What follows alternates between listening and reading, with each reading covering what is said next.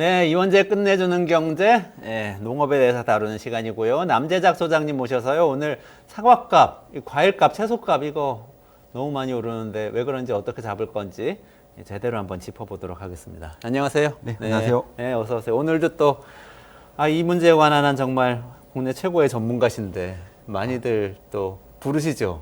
네, 요즘 갑자기 이런저런 요청이 많은 것 같습니다. 그러시죠. 저도 월요일에 세미나도 우려스럽습니다. 우려스러우세요? 네. 왜요?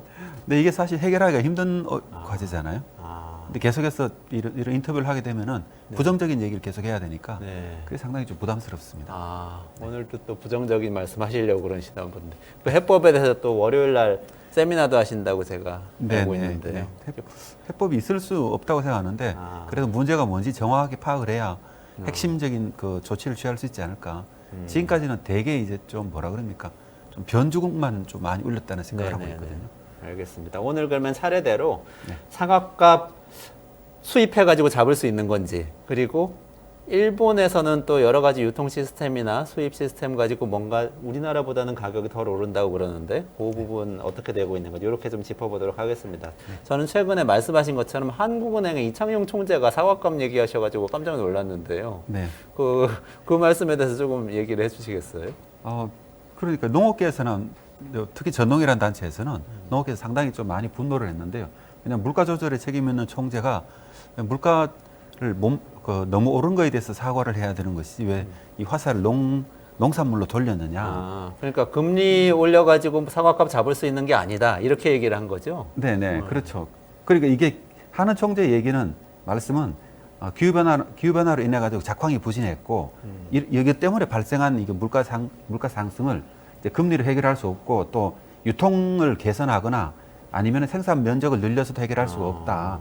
이게 핵심이었죠. 그러니까 수입을 통해 가지고 물가를 조절하는 거를 이제 검토할 때가 되지 않았느냐. 수입을. 네, 이게 이제 그 농민들인데는 좀 이렇게 반발하시겠는데요. 네, 굉장히 충격으로 다가왔죠. 그걸로 먹고 사는 분들이 많이 계신데 그렇게 네. 말씀을 하셨을 것 같은데, 근데 사실은 소비자들은 또 그런 질문 많이 하기는 하더라고요. 저도 얼마 전에 어떤 방송에 출연했는데 물가 얘기하다가 네. 아니 과일 수입하면 안 됩니까 하는 질문이 소비자들한테 많이 들어왔어요. 네.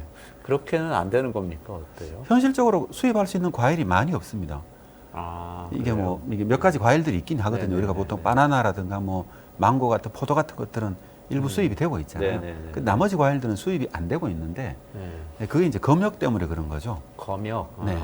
검역이라는 게 뭐 보통 하나의 과일이 우리나라에 들어오기까지 빠르면 한 4, 5년 걸리기도 한다는데 대체로 보통 한 20년 정도를 잡는다고 합니다. 왜냐하면 수출할 때 그 나라에 적극적인 의지가 있거나 아니면 우리나라에서 적극적으로 수입해야겠다는 의지가 있을 때 좀 빨라지는데 양쪽 다 별로 그게 없으면은 이게 프로세스가 빨리 진행될 이유가 없잖아요. 검역관들이 왔다 갔다 해야 되고 서류를 보완해야 되고 굉장히 절차가 복잡하고 좀 까다롭거든요. 네네. 그러니까 수입이 되기 어렵죠.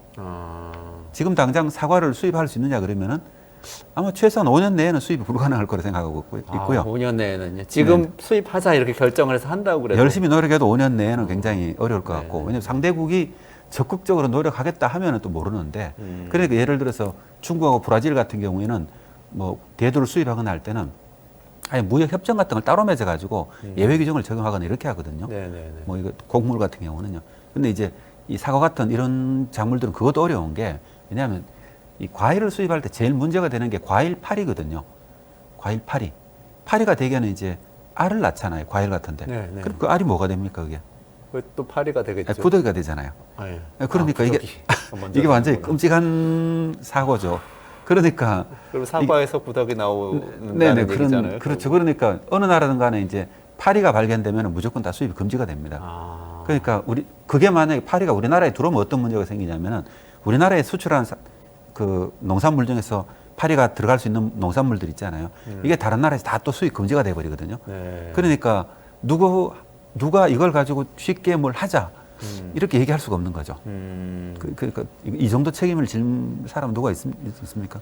근데 자료를 보니까 네. 사과는 안 되지만 또 대파는 수입이 좀 되고 있다면서요. 그거는 그렇죠. 어떻게 된 겁니까? 그래서 이제 사과 과일이 수입 안 되니까 파리가 우리나라 과일의 수입을 맡고 있는 하나의 과일 파리라고 하는 게 하나의 여건을 가장 중요한 역할을 하고 있는 거고요. 반면에 이제 일반적인 농산물들은 파라든가 무 같은 배추 같은 것, 채소류들은 거기에 우리나라에 같이 영향을 줄 수 있는 식물 병해충이 없는 경우 수입이 가능하거든요. 특히 그 대파 같은 경우 뿌리에 흙만 제거를 하면은 이제 바로바로 수입이 될 수 있습니다. 그래서 이제 만약에 이번처럼 물가가 갑자기 오를 경우에 정부가 관세를 낮춰주는 거죠. 네. 20, 30% 하던 걸 가지고 0%로 만들어져 가지고 네. 값을 떨어뜨리는 방식으로 해서 이제 물가를 안정시키는 데 활용하고 있습니다. 과일 파리는 사과뿐만 아니라 다른 과일에도 다 있는 건가요? 그렇죠. 당분이 있는 곳은 다 들어가니까 이게 국가마다 아니면 과일마다 파리 종류들이 약간씩 달라지거든요. 네네. 그렇지만 전반적으로 파리가 다 있을 수 있다고 보면 되죠. 그게 굉장히 역설적인데 뭔가 우리나라 사과하고 배 같은 과일들을 과일 파리가 지켜주고 있다는 그런 생각도 좀 드는데요. 네, 약간 좀 웃기는 얘기긴 한데 사실 뭐 그렇게 얘기해도 틀린 말은 아닌 거죠. 근데 소비자들은 또 싫어하시는 분들이 있을 것 같아요. 그렇게 생각하면은 지금 네. 사과값, 배값이 이렇게 많이 올랐는데 앞으로도 계속 비싸지고 더 비싼 거 먹으라는 얘기냐 이렇게 얘기를 하실 수도 있을 것 같은데. 근데 한번 고민해봐야 될 거는 또 보통 이 시절이 되면 사과를 먹는 집이 그렇게 많지는 않았거든요. 네. 다른 과일들이 많이 나오잖아요. 네. 근데 왜 갑자기 사과가 논란이 됐는지부터가 이게 좀 약간 좀 우리 농업계에 있는 분들은 이게 지나고 나면 원래 명절 지나고 나면 값이 떨어지면서 안정되는 게 원래 정상이거든요. 그렇죠. 명절 사과배는 때가 재수상에 오르니까. 예, 명절 때 바짝 비싸졌다가 네. 근데 원래 이례적으로 이제 좀 이런 게 있었고 그래서 원래가 이제 약간 과일이라는 게 들쭉날쭉하기 마련이고 지금까지는 과일 때문에 큰 문제를 겪은 경우는 그렇게 많이 없었거든요. 명절 때 네, 빼고는. 네. 네. 그러니까 우리가 조금 적응해야 될 문제도 있지 않을까 당분간은 그렇게 생각합니다. 그러면 만약에 이걸 잡아야 된다 이렇게 생각을 만약에 하면요. 네. 일단 그렇게 명절 때 같은 때 말고 좀 대체할 수 있는 다른 과일 찾아서 드시는 방법도 있겠지만 또 만약에 드시고 싶은 분들이 있으시면은 굳이 있으시면은 싸졌으면 좋겠다 생각은 하실 수 있잖아요. 그러면 그렇죠. 많은 분들이 또 이렇게 생각하시는 것 같아요. 수입도 안 되고 그러면은 혹시 유통마진 너무 비싼 거 아니냐? 그러면 유통업체들 좀 잡아가지고 이거 좀 싸게 만들 수 있는 거 아니냐? 이렇게도 생각을 많이 하시는 것 같은데요. 한은 어떻게 총재도 역시 언급을 했잖아요. 그 부분에 대해서 유통으로 잡을 수 있는 건 한계가 있다. 유통 개선을 통해서. 네네. 왜냐하면 이거는 그 생산량이 줄어가지고 기후 때문에 생산량이 줄어서 발생한 게 근본적인 원인이고 유통이라는 거는 그런 게 있더라도 약간 좀 완화를 시켜주면 좋은데 네. 우리나라의 가락동에서 가격 결정할 때 경매제들 통하고 있잖아요. 경매로. 예, 네. 그날의 물건이 얼마만큼 나오냐에 따라 가지고 가격이 결정되니까 이게 가격 진폭을 키우는 경향이 있는 거죠. 아. 이거는 결과적으로 이제 그런 단점이 있지만은 이게 원인은 아니니까 유통을 잡아서 해결하는 거는 한계가 있다고 말씀드리는 거고 근본적으로는 기후가 좋아지지 않으면은 이런 문제가 항상 생길 수가 있다. 그래서 제가 이제 부정적인 얘기밖에 할 수 없다는 말씀을 드리는 거죠. 기후변화 때문에 생산량이 줄면 어쨌든 뭐 가격에 영향을 끼칠 수 있는데 특히 우리나라는 그게 그러니까 대형 어떤 유통업자가 독점적으로 가서 막 가격을 폭리를 취하고 이런 게 아니고 경매 방식으로 이게 다 거래가 되는데 그게 더 가격 진폭을 키운다. 그런 말씀이신 거네요. 그렇죠. 그러니까 유통 주체들이 가격이 오를 거라 생각하면 출하량이 줄일 거 아니에요? 네네. 뭐 그런 게 영향을 줄 수는 있는데 정부는 또 그걸 막기 위해 가지고 또 강력하게 대책을 세울 거고 네. 그렇긴 하지만은 근본적인 문제는 이제 그 유통에서 발생하는 건 아니라는 뜻입니다. 유통은 어쨌든 우리는 경매 방식인데 거기서 문제가 발생하는 건 아니고 그건 그냥 있는 대로 계속 굴러가고 네, 있는 유통은 유통 자체가 문제가 있는 건 맞지만은 이게 지금이 최선이 아니지만은 이것 때문에 발생하는 문제가 아니기 때문에 네. 유통을 개선해서는 이 문제가 해결이 되지 않는다는 걸 말하는 해결되진 거예요. 않는다. 네, 그게 한은 그렇군요. 총재의 말씀이고 거기에 대해서 저도 이제 동의한다는 뜻입니다. 네. 아니 처음 미리 자료 보내주신 거에 그러면 저는 일본 사례를 좀 말씀을 하셔가지고 네. 그게 되게 흥미로웠어요 사실. 그러니까 일본도 우리나라하고 비슷하게 유통 구조 갖고 있다는 말씀 아니세요? 그러면은 일본도 이렇게 가격이 많이 올랐을 것 같은데 혹시 그런지 어떻게 다른지 그걸 좀 일본 시스템이 어떤지 어떻게 문제를 해결하고 있는지 좀 얘기 나눠보면 좋겠어요. 사실 이제 우리나라 그 농업 많은 시스템들이 일본 걸 많이 이제 따라하고 있거든요. 많이 이제 일본을 참고해서 만들었기 때문에 일본이나 우리나라 유통 구조는 사실 비슷합니다. 우리나라 정부에서 매년 이제 유통 단계를 축소해 가지고 가격을 낮추겠다 그러고 있잖아요. 왜냐하면 많은 분들이 중간 상인들이 이제 그 뭐라 그러죠 이익을 가져간다고 생각하기 때문에. 네네네. 그리고 이제 실제로 농산물이라는 게 일본도 보면 거의 비슷합니다. 참고 자료가 화면에 보이는지 모르겠지만은 어쨌든 이 산지에서 보면 출하업자들 그 뭡니까 조합이든가 아니면 네네네. 출하업자들이 하는 건 똑같고요. 그리고 농민들 일부가 또 직거래로 출하를 하기도 하죠. 이게 도매 시장을 통하고 맨 왼쪽에 생산자부터 시작해서 그래, 오른쪽으로 쭉 가는 쭉 거죠. 가면서 네. 이게 우리나라 거하고 펼쳐놓으면은 모양이 거의 비슷합니다. 거의 똑같다고 보시면 돼요. 그러니까 유통구조 자체가 다르지는 않고요. 그다음에 이제 단계가 많으냐 그러면은 우리나라도 단계를 많이 줄였거든요. 그러니까 그래요? 네, 그래서 그 단계를 더 줄인다고 매번 나오지만은 사실 더 줄일 단계가 많이 있는 건 아닌 거죠. 이 근본적으로는 뭐 예를 들면은 좀 내부적으로 약간 좀 내용적인 차이가 있긴 합니다. 예를 들면은 일본 같으면 이제 그 농협이 있잖아요. 개통 네네. 출하라 해가지고 네. 농산물을 가지고 출하하는 방식이 이제 주류를 이루고 있는 거죠. 60%고 산지 그 우리가 산지 수입산이라고 얘기하죠. 이거는 10% 조금 넘어가는 수준이거든요.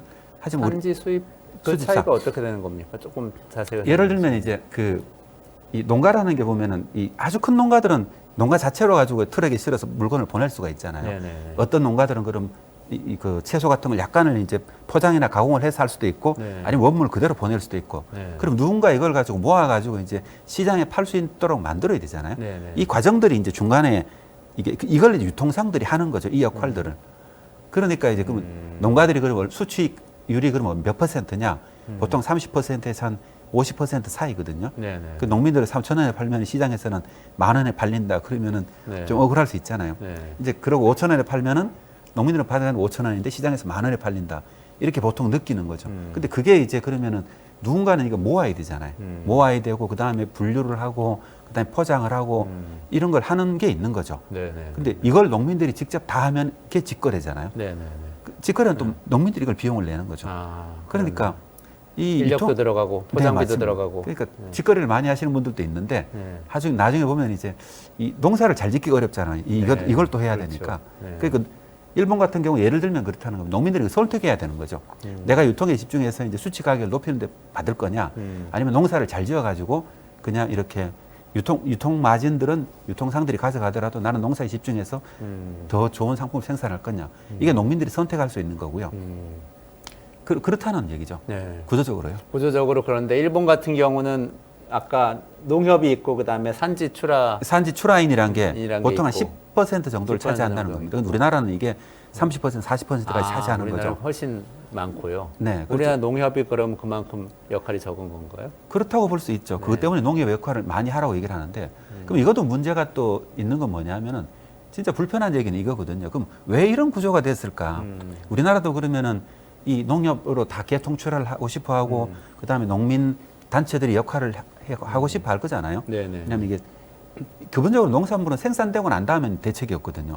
이게 작으냐 많으냐가 이미 결정되어 버리고 나면은 그다음부터는 이게 뭐 약간 많더라도 뭐 10% 많더라도 가격은 50% 오를 수가 있잖아요. 그렇죠. 10% 부족하더라도 2배가 오를 수가 있고 네. 이런 식으로 가격 진폭이 커지는 거죠. 이게 농산물의 특징이다 보니까 가능하면 그러면 시장 수요에 맞춰 가지고 생산량을 조절하는 게 가장 중요한 역할을 하는 거죠. 생산을 미리 계획을 하는 게 그러면 그렇죠. 중요하겠네요. 네네. 아. 그런데 이제 그런 경우에는 예를 들면은 산지에 있는 어떤 농협 같은 곳에서는 큰 조직 같으면 대체로 이제 그 유통량을 적정하게 맞출 거잖아요. 네네. 오랫동안 경험이 있으니까.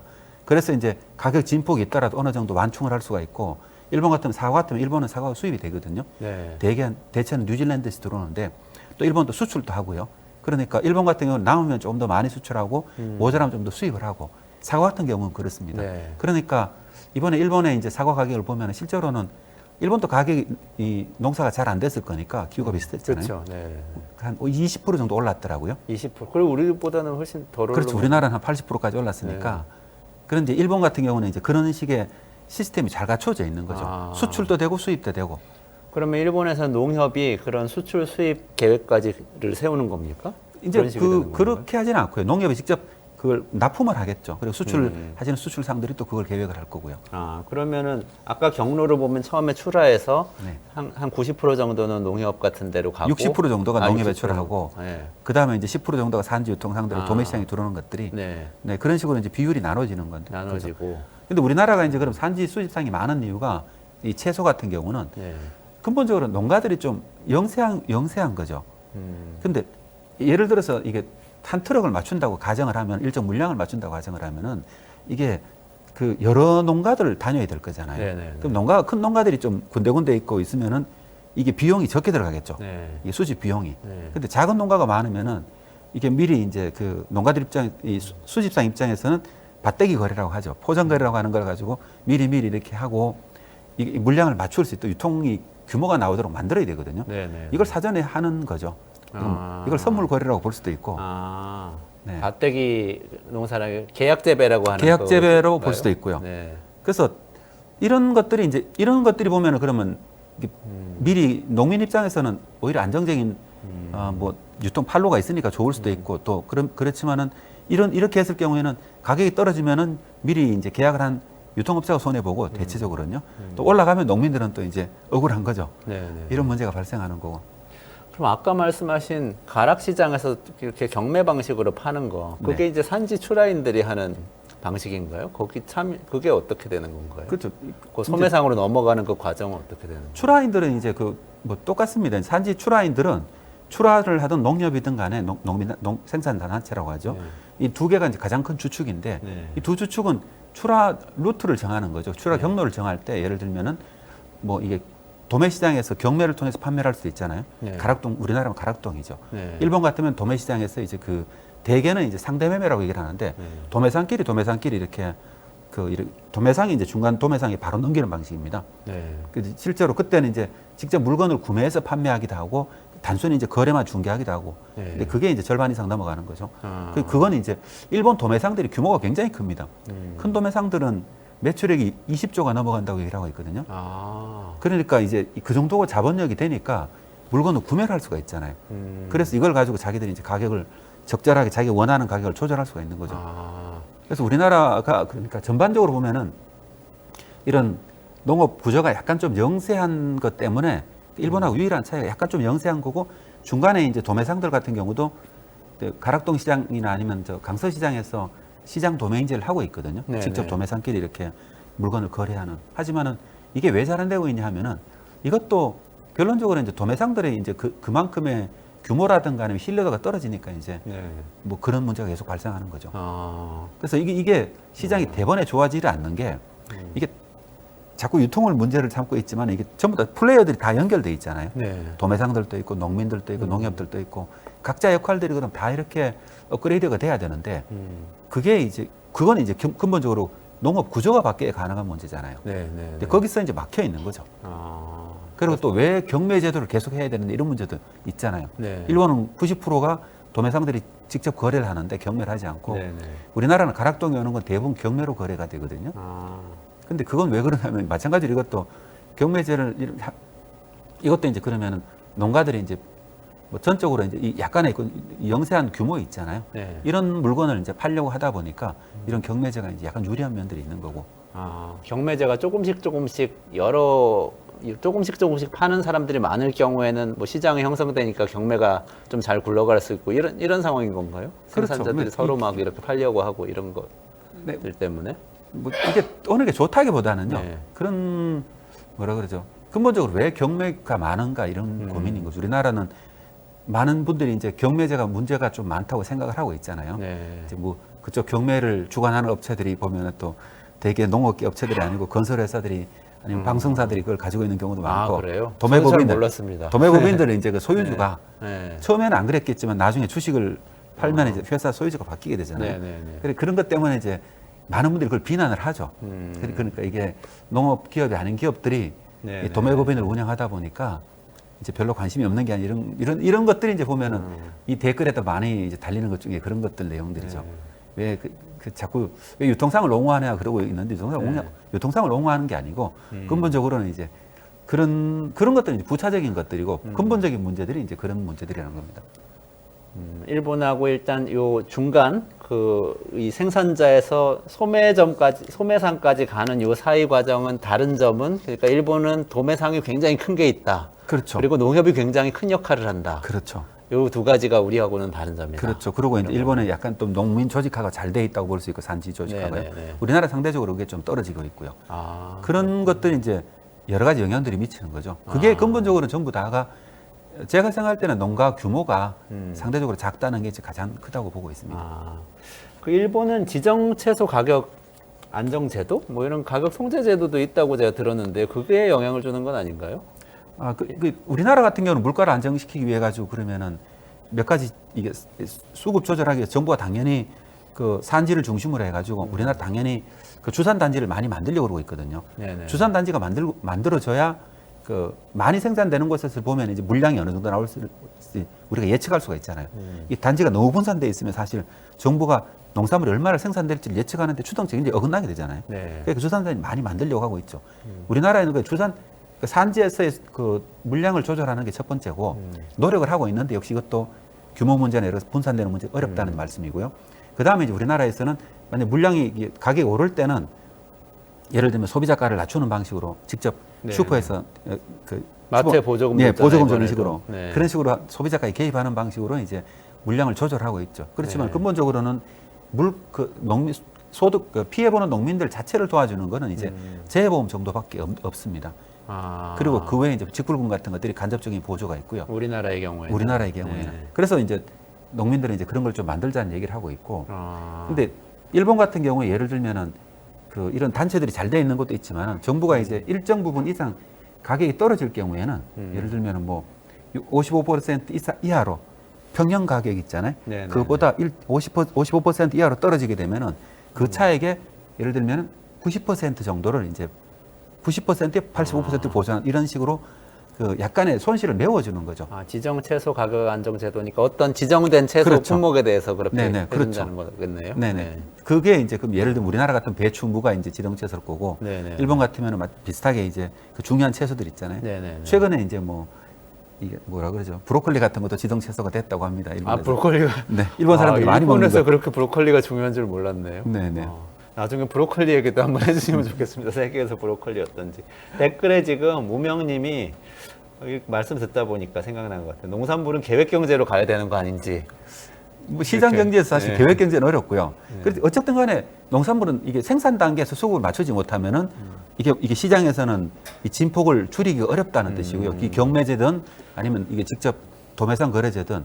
그래서 이제 그 농산물 그 농업 분야에서는 예를 들면은 이 카르텔은 대부분 다 네네. 시장 경제에서는 다 허용 안 되잖아요. 그렇죠. 농업 네. 분야에서만 허용하는 거죠. 이게 아. 협동조합이고 이게 산지 농민 단체잖아요. 아, 알고 보니 생각해보니까 그러네요. 네네. 협동조합 만든다는 게 카르텔 만드는 카르텔 거네요. 만드는 거죠. 이게 그러니까 서유럽도 나쁘게 보면은 말하면. 뭐 생산 조절을 전부 다 협동조합이 다 하고 있잖아요. 네네네. 근데 우리나라 같은 경우가 이제 농협이 그 역할을 하고 있고 네. 여러 가지 축산물이나 그 자조금 단체들도 많이 있거든요. 네. 품목별로 자조금 단체들이 다 있는데 이런 단체들이 사실 제대로 역할을 해야 되는 거죠. 근데 또 아까 다시 말씀드리지만은 이게 숫자가 너무 많거나 규모가 너무 작은 농가들이 많다 보면은 사실 이게 이런 이 뭐라 그러죠? 이 계획을 하기가 어렵다는 말씀드리는 거죠. 그리고 근본적인 원인을 이게 좀 정말 저도 이제 이런 얘기를 하면 불편한데 많은 분들이 딴 데서 자꾸 찾잖아요. 네. 근데 원인을. 네. 그렇지만은 제가 봤을 때는 이 문제는 서로 이렇게 같이 엮여 있다. 그러니까 지금 있는 문제를 유통 하나만 가지고 풀 수도 없고 농업 구조를 같이 봐야 되는 거고 네. 농가 구조 있잖아요.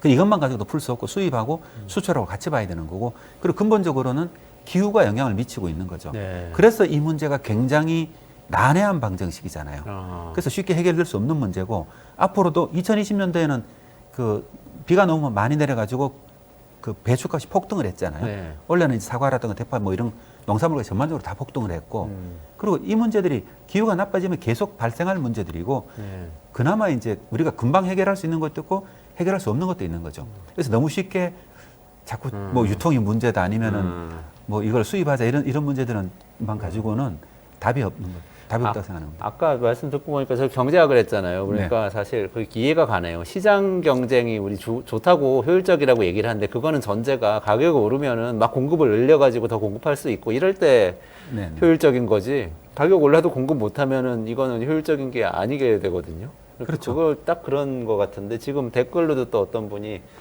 공기업 형태로 그냥 하면 안 되냐, 정부가 땅을 매입하든지 해가지고 뭐 그렇게 하면 안 되냐 이런 말씀도 주셨어요. 아마 수천 조를 드리면 가능할 수도 있는데 근데 이제 그게 공산주의자였잖아요. 아, 네. 그게 계획 네. 그 뭡니까? 협동농장 뭐 협동농장 계획 경제였지 않습니까? 네. 그게 실패를 했잖아요. 네. 그러니까 이거는 뭐라 그럽니까? 그런 완전 공산주의도 아니고 완전 자본주의도 아닌 그 중간 어딘가에서 밸런스를 맞춰야 되거든요. 네. 그러다 보면 이거 구조적으로 해결해야 되는 문제고 동시에 개선해야 되는 문제고 굉장히 어려운 방정식입니다. 그런데 우리가 너무 이제 뭐라 그러죠? 이 농업에 대해서 솔직히 저는 느끼는 게 뭐냐면은 농업에 대한 이해가 너무 떨어지니까 국민들이 제가 가끔 얘기하는 게 전부 다 농업에 대한 이해가 전원일기에서 딱 멈춰 있다고 항상 생각하거든요. 거기서 네. 그 농업이 우리나라 국민들의 농업인 거예요. 그러면은 이런 문제를 개선하려고 그러면 사실 산지부터 농가 구조부터 여러 가지를 다 바꿔야 되잖아요. 네.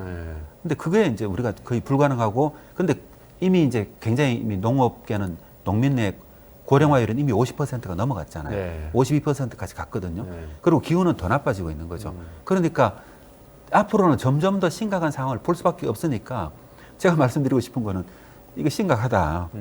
그러니까 지금이라도 우리가 좀 이게 불편한 얘기를 하지 않으면은 점점 더 불편해질 거다, 전 국민. 이런 말씀 드리는 거죠. 아, 그렇군요.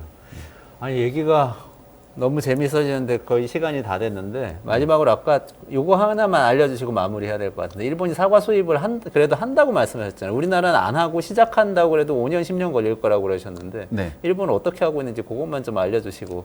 일본은 사실 마무리를 해야 될것 1970년대부터 사과를 수입했거든요. 네네. 일본은 또 사과가 아오모리 현이 또 사과의 고장이지 않습니까? 네네네. 사과 품종만 수백 종이 넘어가요. 네. 굉장히 다양한 사과 품종을 개발하고 있고, 그러니까 그리고 일본은 그리고 또 1975년도에 우리나라 사과 일본을 수출도 했었습니다. 한 1,몇백 톤을 수출도 했었고요. 그리고 또 일본은 이제 이 사과 산업 자체가 경쟁력을 가지고 있으니까, 왜냐면 사과는 품종이 가장 중요하잖아요. 네네. 그냥 맛있는 품종이나 아니면 기호에 따른 품종을 생산하는 거니까 일본이 이게 굉장히 강한 거죠. 그러니까 일본은 대체로 이제 홍콩이라든가 대만 같은데 동남아로 수출할 수 있는 역량도 가지고 있고 대개 한 몇만 톤 정도 수출을 하고 있고요. 뉴질랜드에서 필요하면 또 이렇게 한 5천 톤에 7천 톤 정도를 수입을 하더라고요. 이 둘을 가지고 이제 그럼 시장 가격의 밸런스를 맞추고 있는 거죠.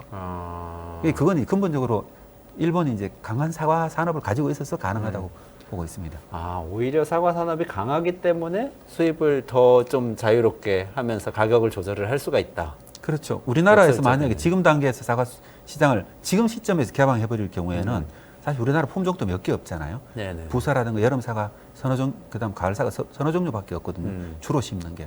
그럴 경우에는 외국의 다양한 사과가 만약에 들어왔다. 이럴 경우에는 시장이 급격하게 붕괴하는 거죠. 이럴 경우에 오히려 또 다른 문제를 일으킬 수 있기 때문에. 네, 그래서 이제 좀 이건 한 5년, 10년 정도 장기적인 관점에서 놓고 사과 시장을 어떻게 대응할 건지 네네. 이런 게 좀 필요한 거죠. 그러네요. 수입을 한다고 해서 반드시 가격이 안정되는 건 아니고 국내 기반이 없을 경우에는 또 수입 가격이 연동되는 거에 따라 가지고 가격이 또 춤을 출 수가 있고. 그렇습니다. 뉴질랜드 같은 경우도 기상재해는 전 세계에서 동시에 다 일어나고 있거든요. 네네네. 우리나라만의 문제는 아니고요. 네. 그러니까 우리나라 생산 기반은 항상 어느 정도 유지를 하는 게 가장 좋고요. 네. 그다음에 수출 능력도 좀 가지고 있으면서 수출과 수입을 통해서 밸런스를 맞추는 거 있잖아요. 네네네. 이게 가장 이상적인 상황이거든요. 네. 네, 근데 이게 사실 우리나라 같은 농업 규모에서는 쉽지 않은 게 굉장히 어려운 과제인 거죠. 네. 알겠습니다. 오늘 좀 여기서 마무리해야 될 것 같은데요. 남재혁 소장님 말씀을 계속 들으면서 이제 공부가 많이 되는 것 같고 결론적으로는 뭉쳐야 산다. 이런 말씀이시죠? 네, 그렇습니다. 우리나라 농가들 좀 같이 뭉쳐서 협업을 해서 뭔가 이게 생산을 좀 훨씬 더 지금보다 잘해보자. 그래야 수입도 좀 더 사실 자유롭게 해서 소비자들도 더 좋을 수가 있다. 뭐 이런 말씀을 오늘 새기면서 마무리를 해야 될 것 같아요. 아, 그리고 말씀하신 것 중에 마음 아픈 거 진짜 우리나라 농업에 대한 이해가 국민들이 전원일기 수준에서 멈춰 있다. 이건 정말 마음이 아프네요. 드라마 생각해봐도 요즘 검사들, 의사들 나오는 드라마는 많은데 지금 현대의 농민이 나온 드라마는 없는 것 같아요. 옛날 농민은 가끔 나오죠. 그래서 예능 프로도 좀 너무 이렇게 낭만적인 있잖아요. 맞아요. 낭만적인 농촌만 나오죠. 네. 그런 것들 좀 개선해 나가면 좋겠습니다. 오늘 저 남재작 소장님하고요, 이 사과값 어떻게 잡을 건지 그리고 일본에서는 어떻게 하고 있는지 살펴봤습니다. 네, 고맙습니다. 네.